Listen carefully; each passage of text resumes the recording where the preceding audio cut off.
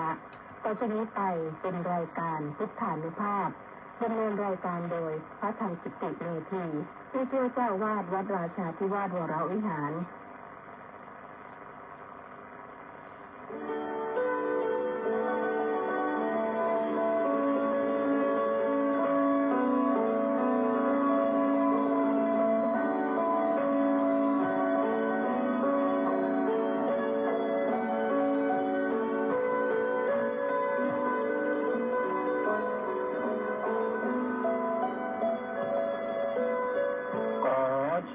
ชวนมาฟังธรรมนำชีวิตขัดเกลาจิตบริสุทธิ์ผุดผ่องใสสอนปัญญาบารมีให้จิตใจ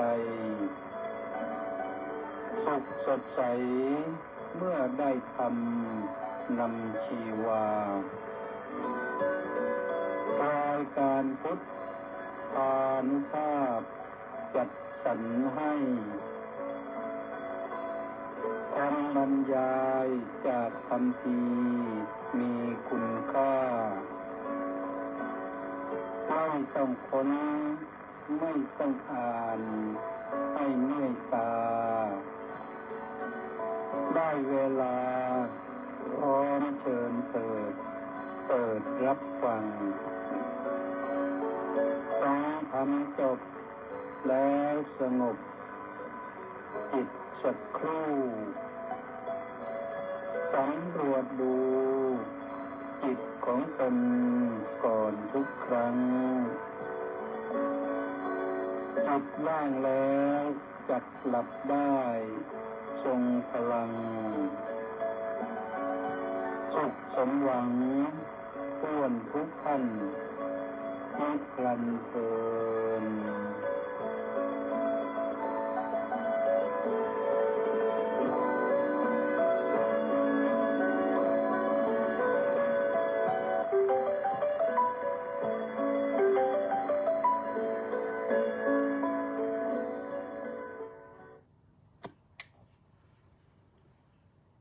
อะระหัง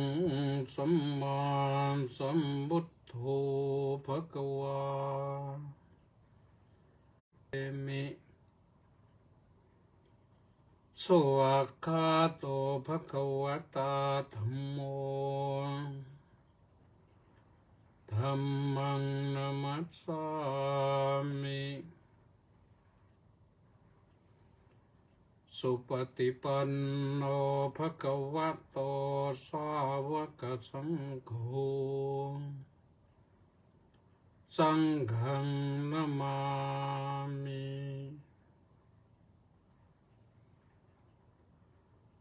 ปุณัจจะปรังภิกขเวภิกขุไสยธาปิปัสสยสรีรังสีวัติกายฉัตติตังเอกาหะมะตังวาดุยหะมะตังวาตีหะมะตังวาอุทธุมาตะกังวินีละกังวิปุบบกะชาตังโซอิมะเมวะกายังอุปสังหรติหยัมปิโค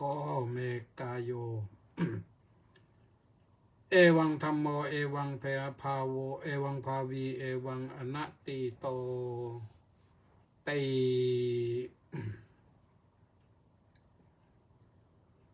พระเจริญสุขเจริญพรท่านสาธุชนทุกท่าน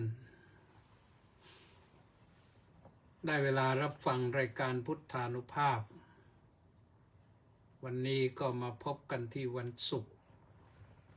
ที่17ตุลาคมพระพุทธศักราช2568แรม10ค่ำเดือน11ซึ่งก็เป็นวันที่สุกดิบก่อนที่วัดราชาธิวาสวิหารจะได้รับพระราชทานผ้าพระกฐินซึ่งจะมีในวันพรุ่งนี้ก็เชิญไปร่วมไปได้ก็ไปร่วมกันนะ รายการพุทธานุภาพนี่ก็มีกระจายเสียงทางวิทยุของพลที่1รักษาพระองค์คลื่น AM 1,350 กิโลเฮิรตซ์และวิทยุเสียงธรรมจากชาวพุทธ FM 88.25 เมกะเฮิรตซ์วัดหทัยนเรศนครปฐมวิทยุพระพุทธศาสนาและสังคมวัดศรีทวีนครศรีธรรมราช FM 103.25 เมกะเฮิรตซ์วัดสามชุกสุพรรณบุรี FM 100 เมกะเฮิรตซ์และก็วัดหนองไก่จังหวัดเชียงใหม่102 และ 104.5 เมกะเฮิรตซ์เป็น FM แล้วก็ติดตามชมกันได้ทาง Facebook ถ่ายทอดสดไปก็เรียกว่า Facebook Live ที่กิตติเมธี K ตัวใหญ่ ITTIMETEE มีให้ฟังกันวันจันทร์ถึงวันศุกร์3 ทุ่มถึง4 ทุ่มแต่ถ้าวันเสาร์วันอาทิตย์นี่ตรงนี้ไม่รู้ว่าจะได้ออกหรือเปล่าจะเสร็จกฐินทันหรือเปล่าเราต้องกรานกฐินนะถ้าไม่ทันก็ไม่ได้มาพบกับท่านสาธุชนผู้ฟังก็บอกกันไว้ตั้งแต่วันนี้ด้วยก็แล้วกันนะเสาร์อาทิตย์นี้อาจจะว่างเว้นเพราะว่าวันอาทิตย์นั่นก็จะเดินทางไปร่วมงานบำเพ็ญกุศลออกเมนพระราชทานเพลิงศพท่านพระครูสุนทรธรรมวิพัฒน์แจ้วัดเขาใหญ่ที่สิชนองค์นี้ก็ที่จริงเป็นพระที่มีชื่อมีเสียงแต่ว่าอายุเท่ากันนะที่จริงอายุเท่ากันนะอาตมาเนี่ยแล้วก็เคยมาอยู่วัดราชาได้ไม่ถึงปีมาในปีเดียวกันเนี่ยเราสู้ต่อท่านก็ไปเป็นพระครูไปเป็นเจ้าอาวาสไม่รู้เป็นเจ้าคณะอะไรบ้างหรือเปล่าคงจะอย่างน้อยก็เป็นเจ้าคณะตำบลแหละแต่อำเภอนี่ไม่ถึงก็วันพรุ่งนี้ก็คงจะเหมือนกับวันนี้นะคือฝนจะไม่ตกคิดว่าอย่างนั้นเวลาบ่าย 3 โมงนะโยมแต่โยมที่จะไปเฝ้ารับเสด็จนี่ต้องไปตั้งแต่อย่างช้าก็บ่าย 2 โมงไปเตรียมให้พร้อมเพราะว่าเจ้าหน้าที่อะไรจะจัดสถานที่บริการอำนวยความสะดวกเนื่องจากว่า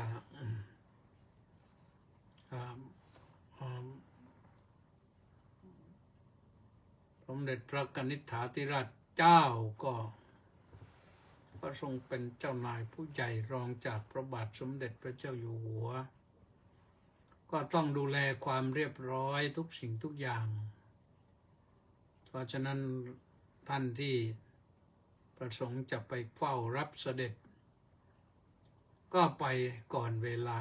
นะไปก่อนเวลาเตรียมตัวให้พร้อม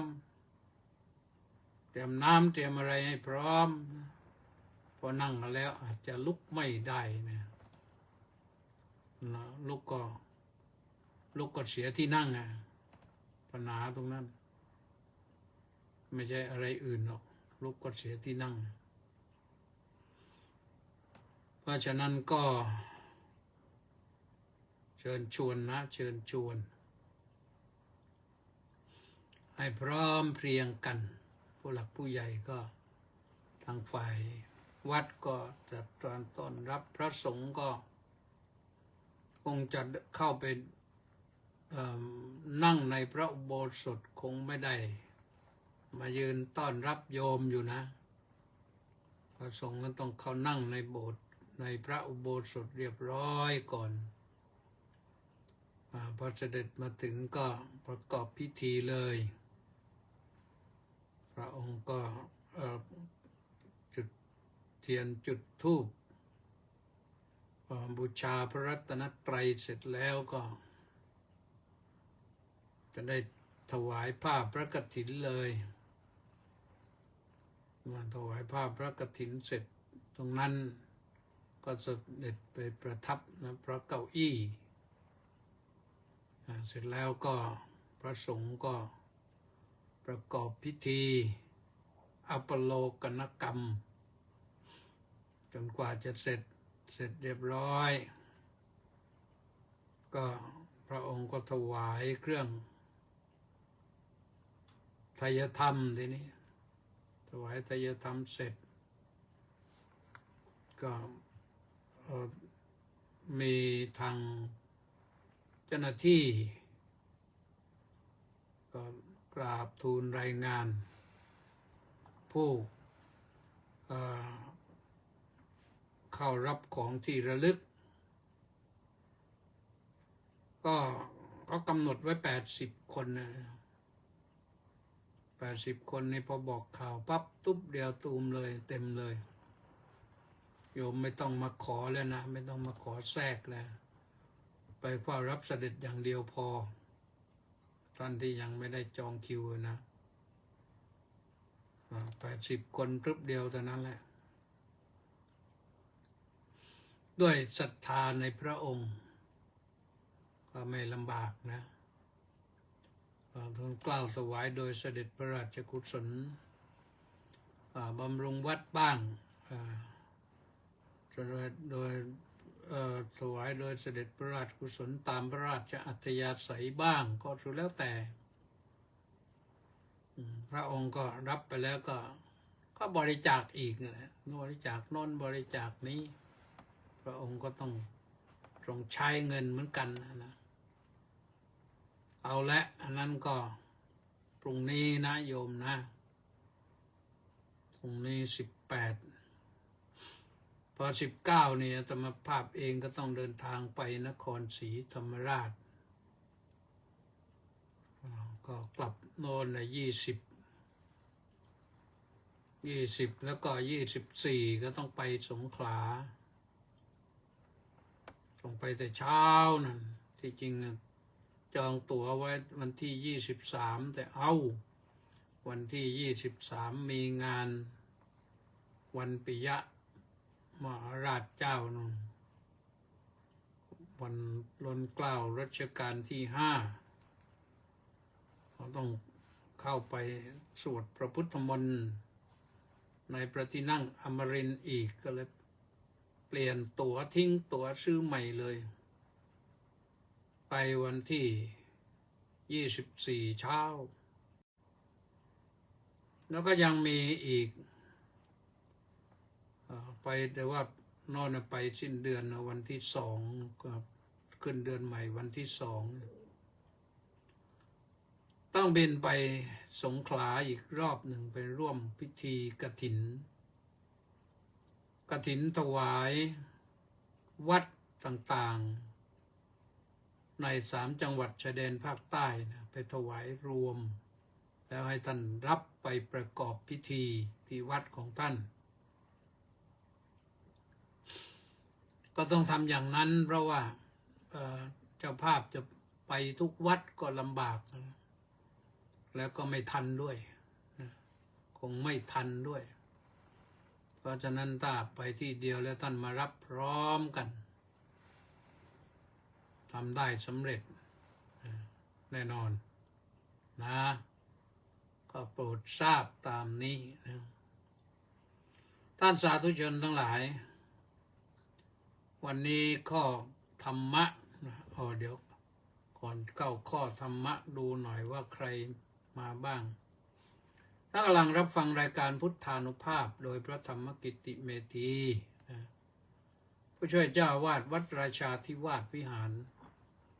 เจ้าคณะภาค17-18ธรรมยุทธดูแลเขตคณะสงฆ์ภาค16-17ก็ระนองพังงาภูเก็ตกระบี่ตรังพัทลุงสงขลาสตูลปัตตานียะลานราธิวาสเนี่ย เนี่ยต้องไปนะไปถวายวันที่2ทีเดียวนะร่วมคณะก็ต้องไปก็วันนี้มีใครมาบ้างอนุโมทนากับเฉลิมนะเฉลิมและ FC อีก688คนออนไลน์เข้ามาเป็นประจำนะแล้วก็มีพระครูสุนทรศรีละคุณมาแล้วพระครูสุนทรมาแล้วสุนทรภิกขุหายไปแล้วขอบคุณครับสาธุมณีแสงจันทร์น้อมกราบนมัสการสาธุเจ้าข้าพระครูสุนทรวัดหัวก่อรุ่งปากพนังนะสมศรีลักษณะวิลาศสาธุนะสุพรรณีวันดีดีเจวิทยุเสียงธรรมจากชาวพุทธนะสมศรีก็บอกว่าน้อมกราบนมัสการสาธุเจ้าข้าสาธุแม่ชีสมใจก็บอกว่าสาธุเจ้าข้าสาธุแจ้โสกราบนมัสการสาธุสาธุแปะนันทิการน้อมกราบนมัสการสาธุเจ้าข้าสาธุรังสรรค์ทองสร้อยบอกว่าน้อมกราบนมัสการถวายความเคารพพระเดชพระคุณท่านเจ้าคุณด้วยความเคารพอย่างสูงครับน้อมกราบนมัสการสาธุค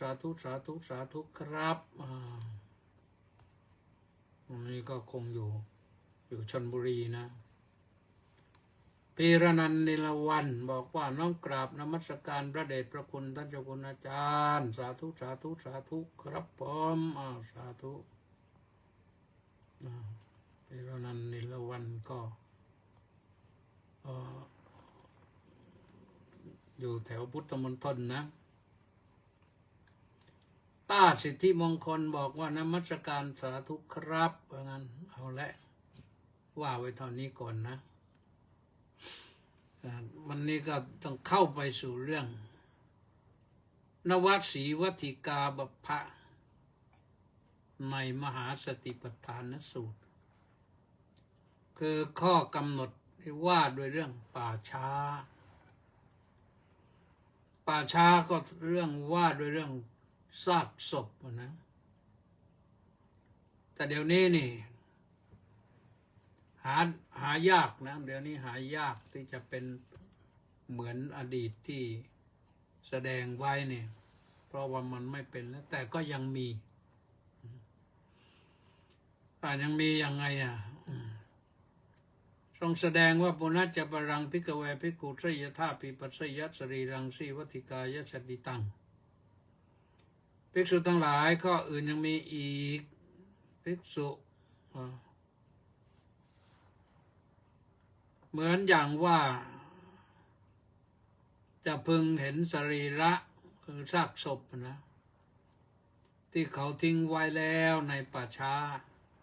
ตายแล้ววันหนึ่งบ้างหรือตายแล้ว2 วันบ้างหรือตายแล้ว3 วันบ้างอันพองขึ้นสีเขียวน่าเกลียดเป็นสรีระมีน้ำเหลืองไหลน่าเกลียดเธอก็น้อมเข้ามาสู่กายนี้แหละว่าถึงร่างกายอันนี้เล่าก็มีอย่างนี้เหมือนกันเป็นธรรมดาก็ไม่แปลกไปจากนี้ไม่ล่วงพ้นจากความเป็นอย่างนี้ไปได้ดอกนี่คือสิ่งที่นำมาพิจารณาในขณะที่เจริญกรรมฐานภาวนาด้วยการเจริญกรรมฐานภาวนาข้อที่ว่าด้วยเรื่องพิจารณาร่างกายอันนี้ก็เป็นกายานุปัสสนาพิจารณาร่างกายที่ว่ามาแล้วก็ ร่างกายเป็นอย่างนั้นร่างกายเป็นอย่างนี้ก็ว่าไปนะแต่ว่าก็ยังไม่ถึงขนาดนี้ขนาดตรงนี้นี่ให้พิจารณาลึกลงไปอีกว่าดูทั้งภายในทั้งภายนอกในร่างกายของเรานี่มันก็อย่างนี้แหละนะมันมีความเกิดขึ้นมีความเสื่อมไปก็เป็นเรื่องธรรมดานะสมุทัยวยธรรมานุปัสสิวากายสมิงวิหรตินะพิจารณาเห็นธรรมดาคือทั้งความเกิดขึ้นทั้งความเสื่อมไปในกายนี้คือร่างกายนี่มันเกิดจากท้องแม่แล้วนี่ก็มาเกิดอะไรเพิ่มขึ้นนะมันเปลี่ยนแปลงเพิ่มขึ้นจนกระทั่งว่าตัวเราก็ใหญ่โตจากออกมาจากครรภ์ก็3 กิโลใหญ่มากก็3 กิโลครึ่งแต่มาถึงปัจจุบันเนี่ยอาจจะ45 กิโล50 กิโล55 กิโล60 กิโลบางคนเป็น100 กว่ากิโลกรัม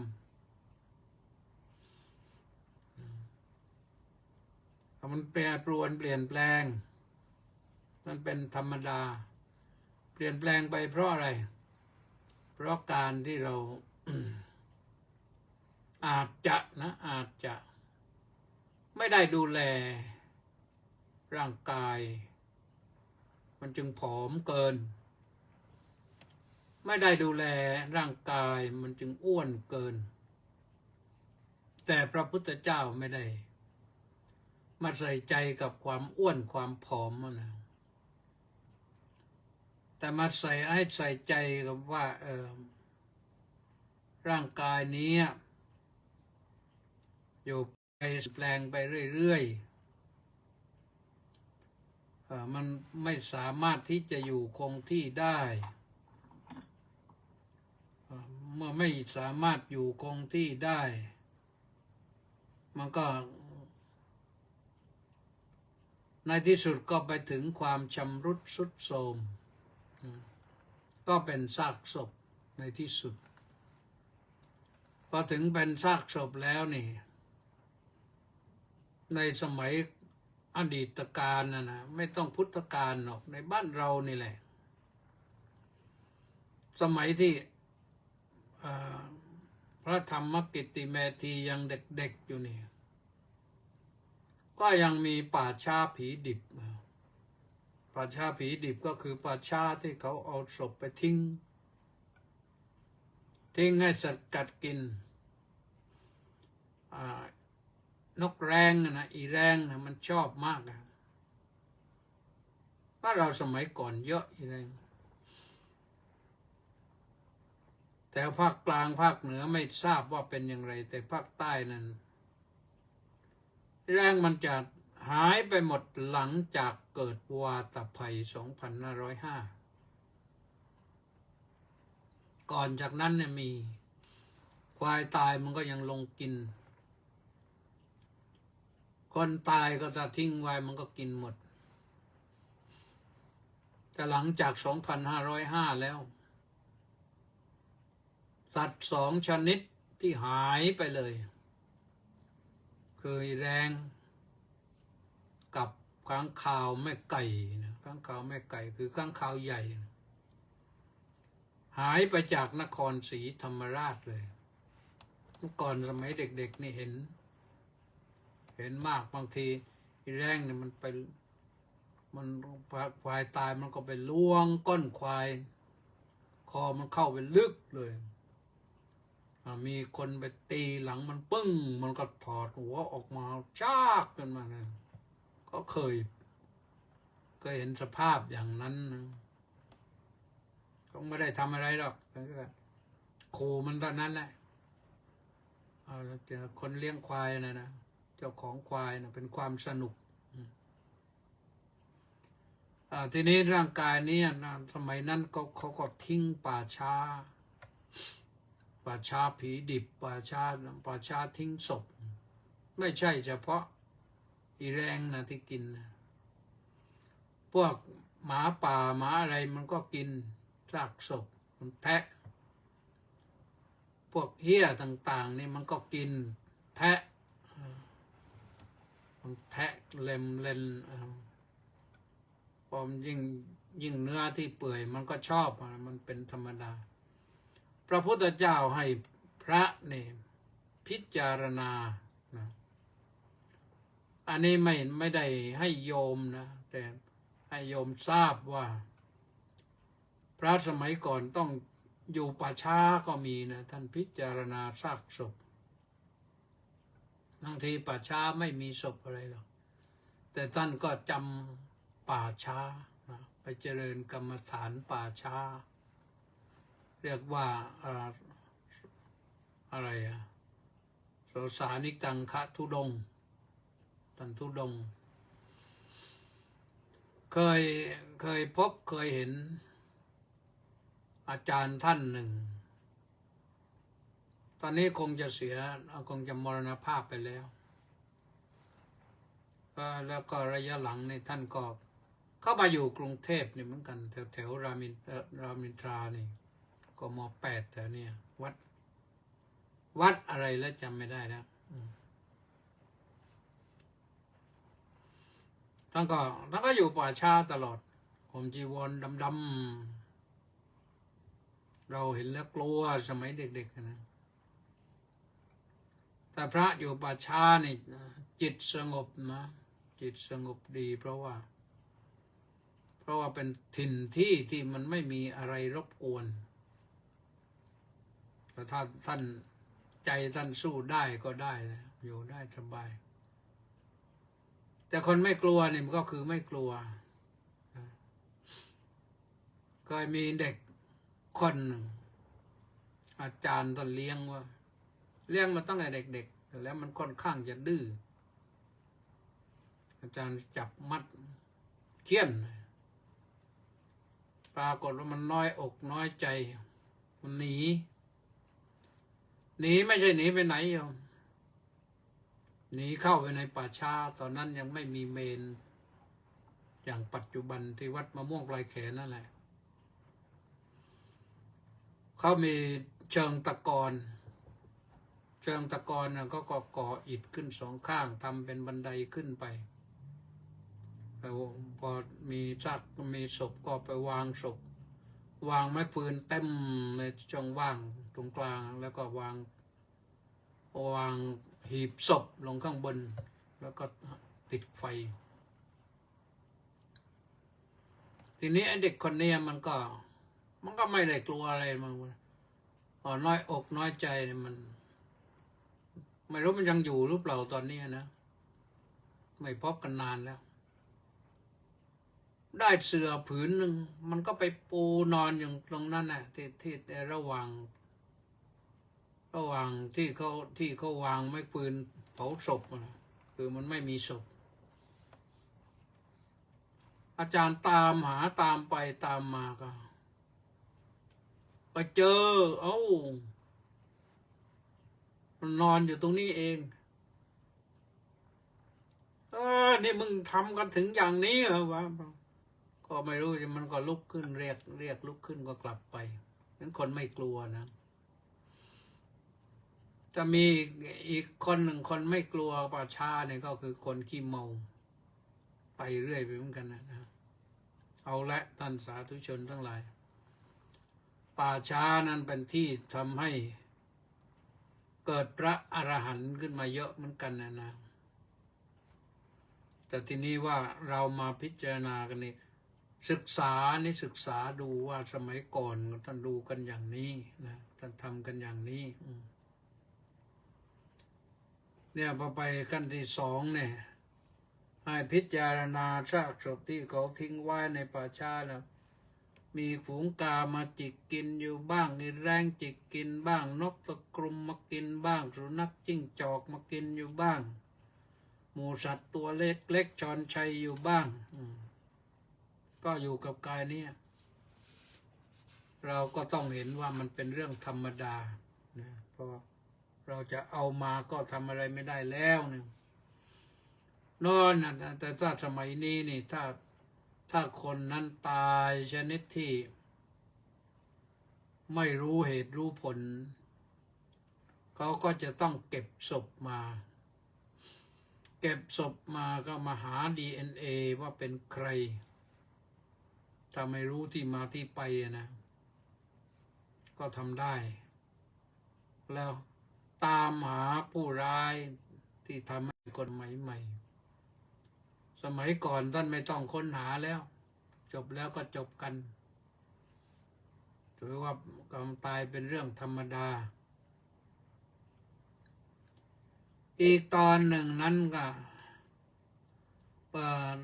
ต้องให้พิจารณาเห็นซากที่ก็ทิ้งไว้เหลือเป็นร่างกระดูกนะเนื้อหมดแล้วหรือมีเนื้ออยู่บ้างมีเลือดติดอยู่บ้างอะไรเนี่ยมันก็เป็นซี่โครงกระดูกแล้วก็เวลาพิจารณาให้เป็นกรรมฐานนะเป็นการเจริญวิปัสสนานะให้เห็นว่าร่างกายนี้ก็เป็นอย่างนี้แหละนะร่างกายของเรานี่ก็ถ้าเอาเนื้อออกหมดชำแหละเนื้อออกหมดก็เหลือเนื้อติดอยู่กับกระดูกบ้างเลือดบ้างอะไรต่างๆบ้างนี่ก็จะอยู่อย่างเนี้ยนะดูข้างในแล้วก็ไม่มีอะไรหรอกนะเหมือนกันทุกคนเครื่องประกอบเหมือนกันทุกคนถ้าเป็นมนุษย์ก็คือเครื่องประกอบเหมือนกันไม่ได้ต่างกันเลยนะอีกตอนหนึ่งท่านในพิจารณาซากศพนะที่เขาทิ้งไว้ในป่าช้าแล้วก็เป็นร่างกระดูกที่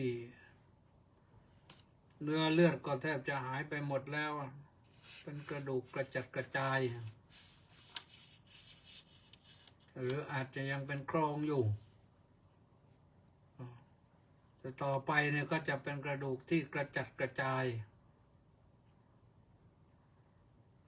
ไปเห็นแล้วเกิดยังไงดีโยมก็ลงธรรมสังเวชนะนี่เดี๋ยวนี้นี่เขายังสามารถนะเหลือแต่กระดูกพบกระดูกก็ยังสามารถที่จะนำไปวิเคราะห์ได้ตรวจ DNA ได้เพราะฉะนั้นก็ทำให้รู้ว่าคนนี้มีเทือกเขาเหล่ากออยู่ที่ไหนเป็นอย่างไรกระดูกเป็นกองบ้างกระดูกกระจัดกระจายเรี่ยราดไปทั่วบ้างก็ยังเก็บมาเป็นหลักฐานได้นะเพราะนี่แต่พระพุทธเจ้าให้พิจารณาว่าเอวังธัมโมเอวังภาวีเอวังอนัตติโตมีอย่างนี้เป็นธรรมดาคงต้องเป็นอย่างนี้ไม่ล่วงพ้นความเป็นอย่างนี้ไปได้นี่คือการให้พิจารณาอิติอัจฉตังวากาเยกายานุปัสสีวิหรติเธอพิจารณาเห็นกายในกายเป็นกายภายในบ้างพระหิทธาวากาเยกายานุปัสสีวิหรติพิจารณาเห็นกายในกายเป็นภายนอกบ้าง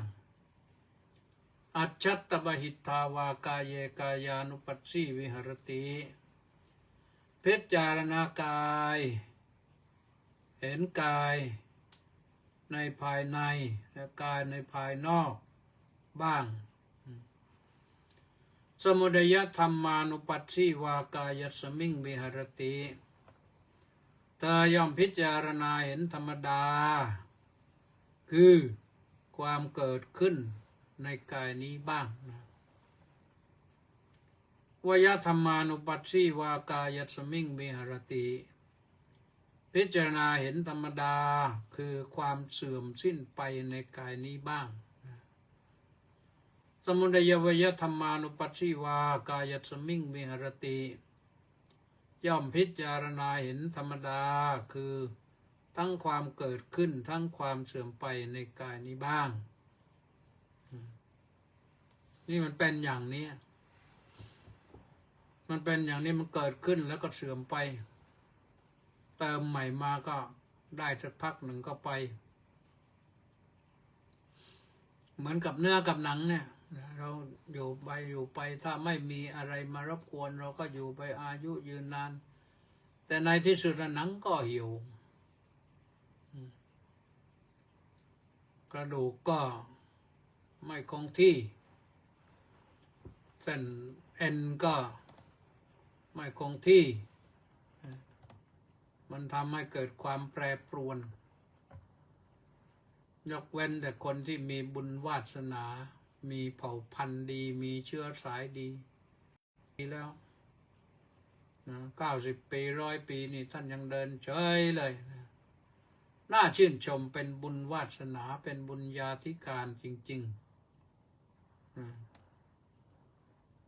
เรียกว่าหาใครเปรียบเทียบได้ยากคนเช่นนี้เนี่ยท่านเป็นคนที่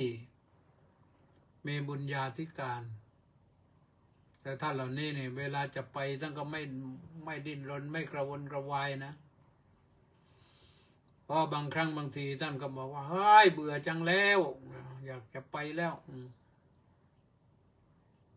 เวลาไปท่านก็ไปอย่างสงบไม่ดิ้นรนไม่กระสับกระส่ายไม่วุ่นวายนอนสงบนิ่งไปเลยเสกกูดบายลาก่อนยายไปแล้วนะไปเลยนี่เป็นอย่างนั้นคนที่เขามีบุญวาสนานะเพราะฉะนั้นท่านสาธุชนทั้งหลายยังมีต่อไปอีกนิดหนึ่งว่าอัตถิกายโยติวาปนัสสติปัจจุปฏิตาโหตินะก็หรือสติมีอยู่ว่ากายมีอยู่เข้าไปตั้งอยู่เฉพาะหน้าแก่เธอนั้นยาวเดวญาณมัตตายะปฏิสติมัตตายะอนิสิโตจวิหรติแต่เพียงสักว่าเป็นที่รู้แต่เพียงสักว่าเป็นที่อาศัยระลึกสำหรับร่างกายนี้นี่นะเธอย่อมไม่ติดอยู่ด้วยอนิสิโตนะไม่ติดอยู่น่าจะกินจิโลเกอุปาดิยติย่อมไม่ยึดถืออะไรในโลกด้วยสำคัญตรงนี้เอวัมปิภิกขเวภิกขุกายเยกายานุปัสสีวิหรติภิกษุทั้งหลายภิกษุย่อมพิจารณาเห็นกายในกายเนืองๆอยู่อย่างนี้แลนะอันนี้ก็จบนี่ก็จบกายานุปัสสนาสตินะสติปัฏฐานเนี่ยแต่สติปัฏฐานยังมีเวทนานุปัสสนายังมีจิตตานุปัสสนายังมีธรรมานุปัสสนาเอากันว่าตรงนี้เราก็จบไว้ตรงนี้คือให้พิจารณากายเริ่มจากที่พิจารณากายคือกองลมที่เราหายใจเข้าหายใจออกเนี่ยเป็นคลื่นเข้าไปเราก็นั่งไปแต่มาสุดท้ายนี่ต้องให้พิจารณาได้เข้าป่าช้าเลยเพราะบางครั้งบางทีเนี่ยคนเรานี่ราคะกล้านั่งพิจารณาลมหายใจอยู่จิตมันไม่สงบไม่สงบก็ปล่อยพิจารณาซากศพเสียเลยซากศพที่ตายมาวันเดียวบ้าง2 วันบ้าง3 วันบ้าง4 วันบ้าง5 วันบ้างนะมันก็แน่นอนละมันเปลี่ยนแปลงสภาพทั้งสีทั้งกลิ่นก็ไม่น่าดูพออยู่นานไปก็เนื้อนั่นก็ค่อยแห้งลงก็เหลือแต่หนังหุ้มกระดูกหนังหุ้มกระดูกก็ สักพักหนึ่งหนังก็หมดเอ็นก็หายหมดเหลือแต่กระดูกเป็นโครงอยู่จากเหลือกระดูกเป็นโครงอยู่เอ็นก็หายไปกระดูกก็กระจัดกระจายทีนี้อยู่เป็นโครงต่อเนื่องกันไม่ได้เป็นกระดูกกระจัดกระจายไปนี่กระดูกกระจัดกระจายไปเนี่ยก็ในระหว่างนั้นก็เป็นอาหารของสัตว์อื่นนะสัตว์ที่เขามีธรรมชาติกินซากศพเป็นอาหารเขาก็กินแต่พระพุทธเจ้านั้นให้พิจารณาเห็นว่าร่างกายนี้มีอย่างนี้เป็นธรรมดาทั้งภายในทั้งภายนอกนี่ก็มีอย่างนี้เป็นธรรมดาแล้วมันก็มีความเกิดขึ้นเป็นธรรมดาแต่ความเกิดนี่เกิดธรรมดานะถ้าตายก็ตายอย่างธรรมดาเหมือนกันเพราะตราบใดที่ยังมีเผ่าพันธุ์มนุษย์มันมีเผ่าพันธุ์สัตว์มันก็มีการเกิดการตายเพราะเผ่าพันธุ์เนี่ยมันเชื่อมโยงด้วยราคะเรื่องตัณหาแล้วก็เรื่องอุปาทานเพราะฉะนั้นในจุดสุดท้ายนี่ของแต่ละบทนี่พระพุทธองค์ก็ให้พิจารณาให้รู้สึกว่าอะไรน่าจะกินจิโลแกอุปาดิยตินะย่อมไม่ยึดมั่นไม่ถือมั่นอะไรในโลกด้วยนะเห็นสภาพอย่างนี้เป็นประจักษ์ตาเต็มตาแล้วเนี่ยเราก็จะไม่ต้องยึดมั่นถือมั่นมันปล่อยวางได้นะพอปล่อยวางได้ก็สามารถที่จะปฏิบัติธรรมให้มุ่งหน้าไปสู่ความหลุดพ้นจากสังสารวัฏนี้ได้คือไม่ต้องเวียนว่ายตายเกิดอยู่นะก็ไปได้แบบสบายๆเบากายแบบโยมก็มีหน้าที่ทำบุญสุนทานไปนะสั่งสมบุญไปเรื่อยๆถ้าสั่งสมได้มากก็ให้ได้มากก็มาบำเพ็ญทานแล้วก็บำเพ็ญศีลแล้วก็บำเพ็ญภาวนาช่วงที่บำเพ็ญภาวนานี่พิจารณาร่างกายอย่างนี้ก็ได้เป็นกายานุปัสสนาสติปัฏฐานเนี่ยจะเอาตอนไหนเนี่ย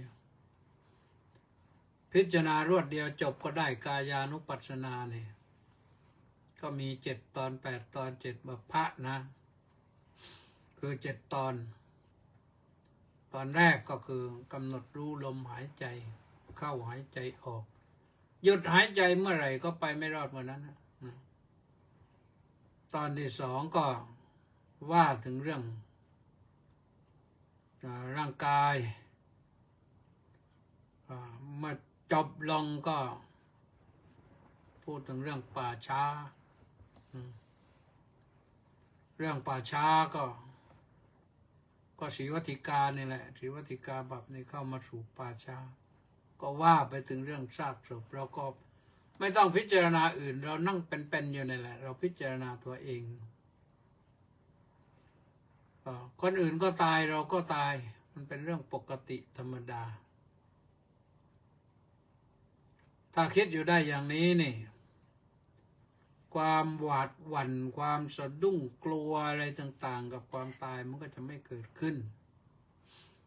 หรือเกิดก็พอจะข่มใจได้หรือว่าไม่ใช่เราเองเป็นคนอื่นที่เราที่รักที่หวงที่ห่วงตายลงเราก็พอระงับความโศกความเศร้าความเสียใจความอาลัยได้แล้วก็จะได้ตั้งหน้าตั้งตาทำบุญอุทิศให้เขาเป็นสิ่งที่ดีกว่า พระพุทธเจ้าก็ตรัสไว้แล้วนะอันดาสิเมอากาสิเมยาติมิตตาสฆาจะเมเปตานังนักกินังนัจจาปุเปกตมนุสรังก็ระบทเมื่อมาน้อมรำลึกนึกถึงว่าคนนั้นได้ให้สิ่งนี้แก่เราคนนี้ได้ทำสิ่งนี้สิ่งประโยชน์นี้แก่เราคนนี้เป็นญาติเป็นมิตรสหายของเราก็เมื่อท่านล่วงลับไปแล้วเปตานังนักกินังนัจจาพึงทำบุญอุทิศให้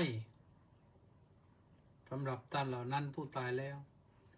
การร้องไห้รำไรไม่มีประโยชน์อะไรเลยนั้นสำหรับคนอื่นนะแต่สำหรับตัวเราเองเนี่ยถ้าเรานึกได้อย่างนี้เนี่ยเราก็จะไม่หวาดหวั่นพรั่นพรึงกับชีวิตกับการดำเนินชีวิตกับการจบลงแห่งชีวิตไปถึงไหนก็ถึงกันเท่าไรก็เท่ากันจะได้ไม่ต้องดิ้นรนกระสับกระส่ายว่าโอ้ยฉันไม่ตายฉันไม่ตายฉันไม่ตายถ้ามันไปแล้วนี่ก็มันก็มีสิทธิ์ที่จะตายอยู่แล้วนะเมื่ออายุมันถึงขั้นแล้วเมื่อบุญยักขโยบุญยักขโยหมดบุญก็ต้องตายถ้าบุญยังอยู่ก็อาจจะอายุขโยหมดอายุอยู่หมดอายุนี่ส่วนมากก็เราถือว่า80 90 100นั่นแหละหมดอายุนะเพราะมนุษย์นี่เดี๋ยวนี้อายุ80 90 100นี่มีมากขึ้นนะหรือไปถึงตอนนั้นแล้วอาจจะหมดพร้อมกันนะอุพยัคขโยอุพยัคขโยนี่แปลว่าหมดทั้งบุญทั้งอายุพร้อมกันก็อย่างนั้นก็สมควรตายแล้วใช่ไหมโยมถึงเราถึงใครก็ว่าไปตามนั้นเลยนะเอาละเพราะฉะนั้นก็ฝากไว้นะโยมนะเมื่อพิจารณาเห็นอย่างนี้แล้วก็ไม่ควรจะยึดมั่นถือมั่นอะไรปล่อยวางน่าจากกินจีโลเกอุปาดิยตินะย่อมจะไม่ยึดมั่นถือมั่นอะไรในโลกด้วยเอวัมปิภิกขเวเอวัมปิข้อภิกขเวภิกขุกายเยกายานุปัสสีวิหรติภิกษุทั้งหลายตาย่อมพิจารณาเห็นกายในกายเนืองๆอยู่อย่างนี้แลนะสำหรับวันนี้ก็จบไว้เท่านี้เพื่อจะได้อ่านรายชื่อผู้ที่เข้ามาทางเฟซต่อนะหลังจากพีรนันท์แล้วก็ต้าสิทธิมงคลนมัสการสาธุครับว่างั้นสาธุสริตพองแทสะบำรุงสาธุครับพระอาจารย์สาธุหนูปานลักษณะวิลาศก็น้อมกราบนมัสการสาธุเจ้าค่ะสาธุมีอีกไหมก็ศิวพรสุภาผลน้อมกราบนมัสการสาธุสาธุสาธุเจ้าค่ะสาธุว่าที่ร้อยตรีสำราญมีปลอดมีแต่ดอกไม้มาช่อหนึ่งสาธุเคสมชายจันขอน้อมกราบนมัสการสาธุครับคุณสมชายนนซีพีออนนนมัคโคนาโมเมสาธุสาธุปิรนันท์นิลวันยังบอกว่าน้อมกราบพระเดชพระคุณขออนุญาตเรียนถามนิดหนึ่งว่าต้นกล้วยมีความเกี่ยวข้องอะไรกับการทอดกฐินเห็นวัดแถวบ้านเขาประดับด้วยต้นกล้วยประดับด้วยต้นกล้วยทำไมไม่ขึ้น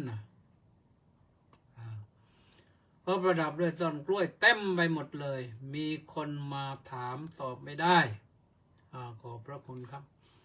ไม่เกี่ยวอะไรเลยหรอกเขาประดับเพื่อความสวยงามเท่านั้นแหละนะต้นกล้วยไม่เกี่ยวกับกฐินกฐินนั่นแปลว่าไม้สะดึงไม้สะดึงก็ที่เขาไม้สะดึงทำที่เด็กนักเรียนเอาไปปักเย็บปักถักร้อยแต่พระนำไม้สะดึงเพื่อเย็บจีวรไม่ได้เกี่ยวกับต้นกล้วยนะถ้าผ้าป่านี่เกี่ยวกับต้นกล้วยเยอะยอมคงใจเห็นว่าเห็นผ้าป่ามีต้นกล้วยต้นโน้นต้นนี้กฐินก็เลยตัดต้นกล้วยไปด้วยนะไม่เกี่ยวนะไม่เกี่ยวมัคคณามกุบโมเมบอกว่านมัสการสาธุครับสาธุเจ้าค่ะสาธุแล้วก็ลีลาวดีดอกสร้อยก็บอกว่าน้อมกราบนมัสการโดยความเคารพอย่างสูงเจ้าค่ะสาธุป้าจ่ายจินดาก็มาบอกว่าน้อมกราบสาธุสาธุสาธุเจ้าค่ะสาธุวิภารัตนาวรัตเอาท่านผู้การน้อมกราบนมัสการสาธุเจ้าค่ะมาสาธุสันติปรารมณ์นี่มาจากเมดานนะกราบถวายความเคารพท่านเจ้าคุณอาจารย์ครับรับฟังจากเมดานอินโดนีเซียครับท่านไปเมดานนะคำรณไม่ยอมกันมาจากฟลอริดาคำรณย้ำเยือนบอกว่าน้อมกราบคารวะพระเดชพระคุณพระธรรมกิติเมธีด้วยความเคารพอย่างสูงกว่ารับสาธุแล้วก็หมดตอนนั้นเลยมั้งตอนนั้นเลยนะเวลาก็จะหมดแล้วแหละก็สุดท้ายก็คือย้ำนะว่าพรุ่งนี้ถ้ายอมพร้อมใจไปเฝ้ารับเสด็จก็ไปให้อย่าชักช้านะอย่างช้าก็ที่สุดก็คือบ่าย2 โมงอย่างช้าที่สุดนะไม่งั้นอาจจะเข้าไม่ได้นะนี่ยังมีมาตุเล็กน้อมกราบนมัสการค่ะฟังทางวิทยุค่ะได้ทั้งนั้นแหละโยมฟังทางวิทยุแต่ว่าตอบมาทางเฟซก็ได้เหมือนกันนะอนุโมทนาสาธุสาธุนะทุกท่านเวลาหมดแล้วก็ว่ากันไว้ตอนนี้แหละในที่สุดนี้ขออำนวยอวยพรในทุกท่านมีความสุขสวัสดีสุขสบายกายใจในที่ทุกสถานในการทุกเมื่อคิดประสงค์จำนงหมายสิ่งใดเป็นไปโดยชอบประกอบโดยธรรมขอให้ประสบผลสำเร็จในสิ่งนั้นๆด้วยดีจงทุกประการหายใจคล่องๆพิจารณากายบ้างดีที่สุดนะทำให้เราไม่ยึดมั่นอะไรในโลกแล้วเราก็จะอยู่อย่างเบาอย่างมีความสุขนะ